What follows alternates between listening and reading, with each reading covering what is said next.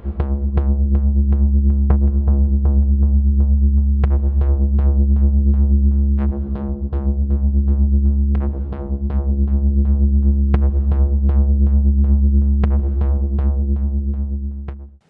folks, I'm Spencer, and on today's episode of Cult Mania, we're taking the first sort of formal trip for this channel into the world of Jess Franco with She Killed In Ecsatcy.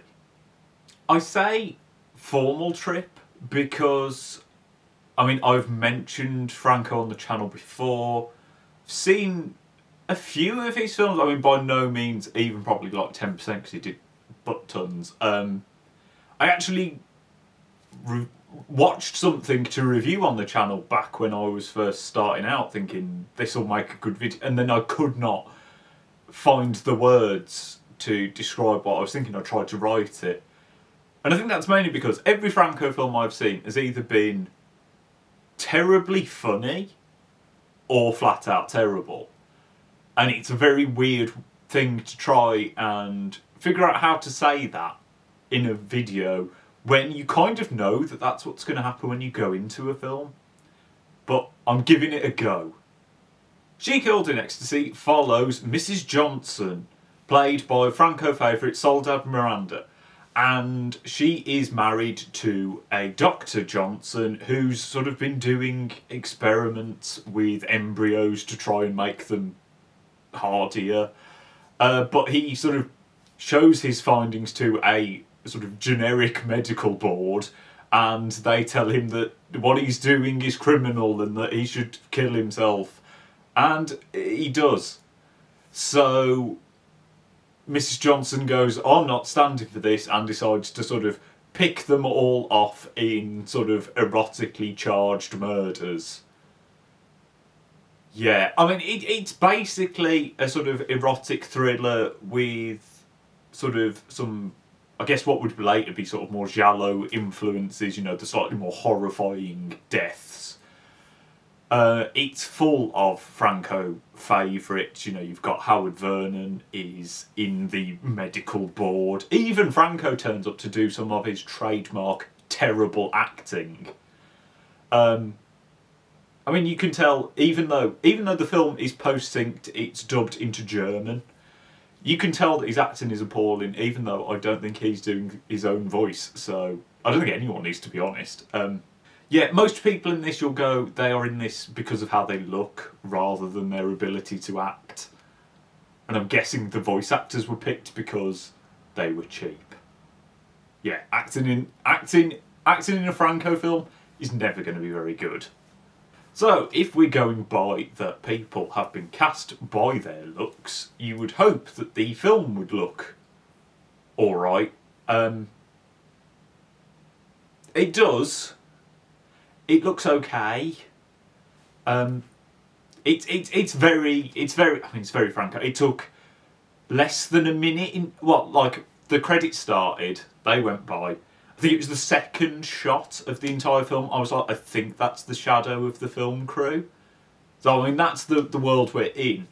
There's a lot of zooms, a lot of very, very slow zooms, a lot of very slow focus pulling as well. There's a scene where there's a character sort of here in the frame and someone behind him, and it switches from being in focus to the guy in the front to the guy in the back. And he'd finished speaking before the focus had reached him.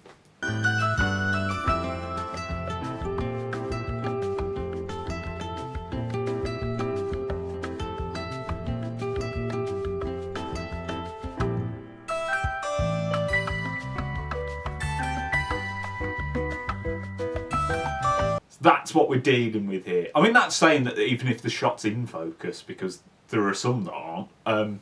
But to give it credit, the film does have style. It's a very colourful film. There are some fantastic sets. There's a brilliant house, which Franco knew was brilliant because he used it in a different film. At least one, if not more. There's some really good costume designs. Soledad Miranda gets this lovely velvet pink cape that she wears a lot. She gets this weird metal bra thing that sort of looks like a chandelier. That's cool. And, you know, it has that very European sensibility. You get, you know, close-ups that are really close in, sort of quite odd body placements, you know, people are in weird elements of the frame. It can be very disorientating in a good way. Like I said, the way the camera moves often can be very slow, and the film is incredibly slow in its pacing. I mean, it's an 80-minute film, and it felt very long. That's partly because things take forever to happen. We're told in the opening narration that the Doctor is dead. It still takes forever for him to actually die. You know it's going to happen. It just meanders for I mean, it feels like it meanders for ages. It might have been 10 minutes for all I know. It is a slow film where the camera work is slow, the performances are slow, the script is slow, and yet it's only 80 minutes. Now, as I said, it's sort of an erotic thriller with violent deaths. If you come into this for violence, don't. It's not very violent.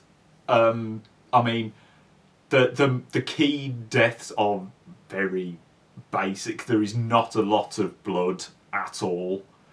I mean, it tries to sort of combine its eroticism with its violence to be shocking. There is a scene where someone supposedly has their penis cut off, which you think, you know, this came out in like 70 or something. You think, God, that's gonna ring alarm bells. I mean, I don't know whether it did at the time. It doesn't anymore, because it's the bloke who's had his penis cut off, lay down with his dick out, and they just sort of put fake blood round, like put fake blood in a circle round his willy. So yeah, it's not. It made me laugh. That's something. It made me laugh. And in terms of the erotic element, I mean, you fare slightly better if that's what you're into. There's more of that than there is violence.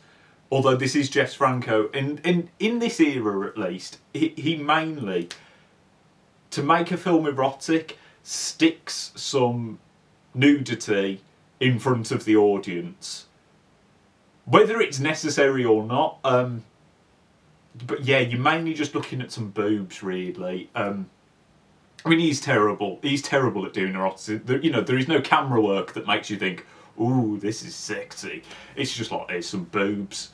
I mean, there is a lesbian sex scene, and I use the word sex scene tentatively. That is possibly the most excruciatingly slow scene I have possibly ever seen. It goes on forever, and not in like a tension built like, ooh, the sexy tension.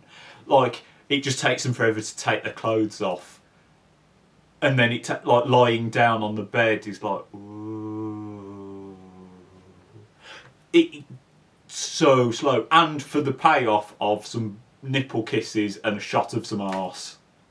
I mean, it doesn't even. There is nothing there. I mean, your mileage may vary, I guess, given on how sort of sexy you think the cast are. I mean, Franco has a very specific type. If you've seen any of his films, all the women in his films look exactly the same. So I guess if that's your thing, there's some perhaps titillation to be had. If you're into men, I'm very sorry, this film is probably not going to do anything for you unless you're into strange-looking old men, because that's all you're getting, and you will have to see them without clothes on, so that can be a bit off-putting. So yeah, it's not very thrilling. It's not very erotic either. And the score is in no way doing anything to make these scenes erotic or thrilling. It's predominantly a sort of strange acid jazz score. There's a lot of, it's like a sitar, or perhaps more like a Turkish instrument. I'm not 100% sure, but it's got that sort of twangy sound. But I mean, the music often has very little to do with the scene, apart from the fact that if the music wasn't long enough, it will abruptly loop back into itself if the scene is continuing. That's about how much they've been made to fit a scene. There's like a menacing scene early on where the piano, it's like a menacing piano, but it's done in like a jazz style. And when I say jazz style, it's just someone pressing a couple of random keys on a piano. The scene where the doctor wakes up and thinks, I must kill myself now, is very long. He stares into space for a very long time, whilst the score is what I can only describe as the Turkish prog remix of the Hawaii Five-0 theme song.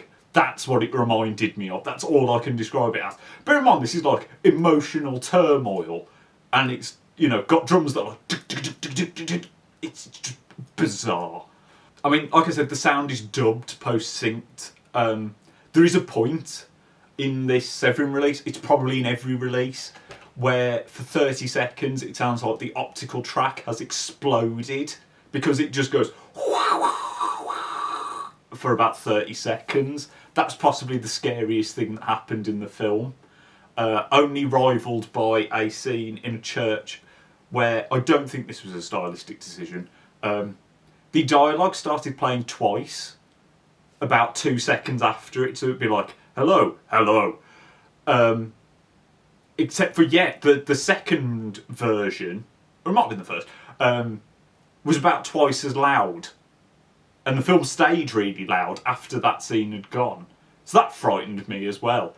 Because it was like, the first sound was like someone putting a coin in a pot, and it was like, bang! Bang. Hello! Hello. It was like that for like 15 seconds. It was bizarre. I don't think it was a stylistic decision, but I won't put it past Franco. He's done weird shit like that before.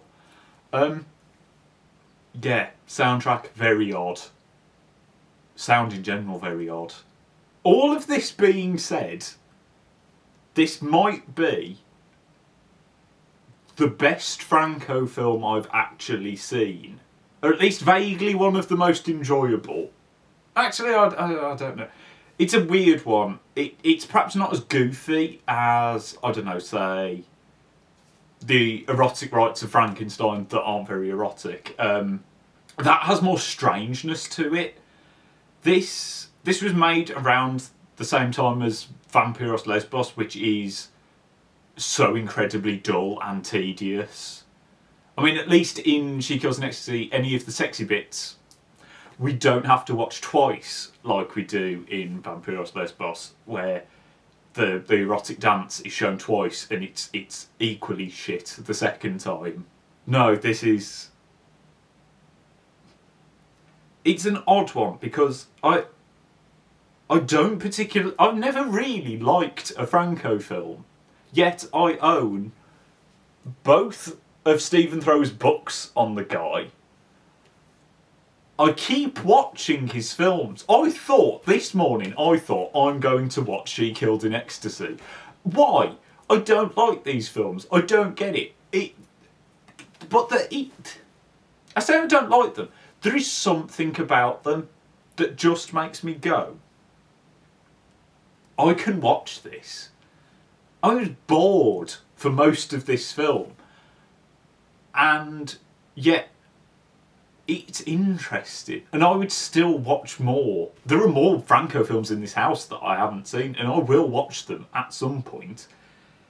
They just have this weird, dreamy, almost catatonic quality to them that is just fascinating.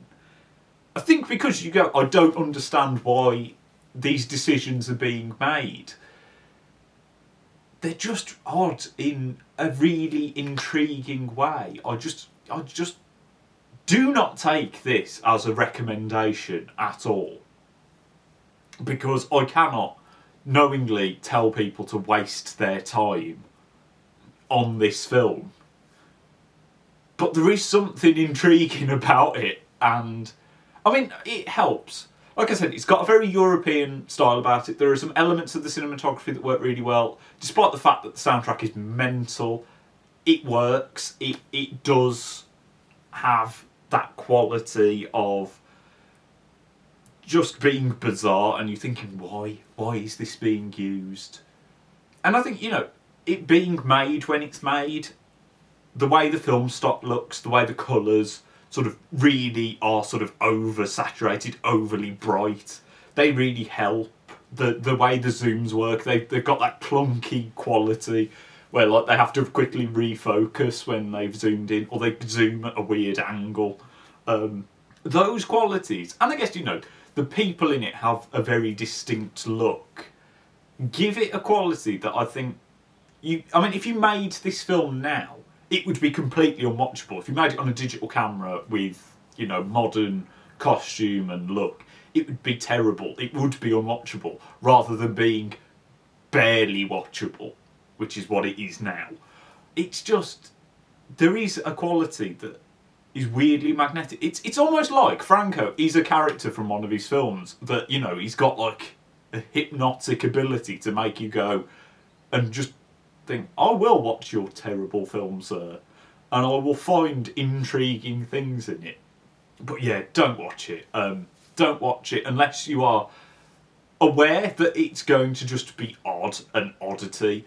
And I mean, there are, you know, it made me laugh multiple times with how bad it is. So there is that element of it, but it's not as rip-roaringly bad as other sort of so good they're bad, so bad they're good films. God, it's broken my brain. That's what this has done.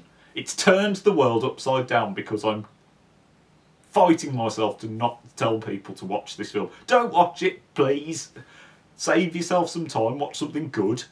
But if you are in the mood for something a bit odd, it might just do it for you.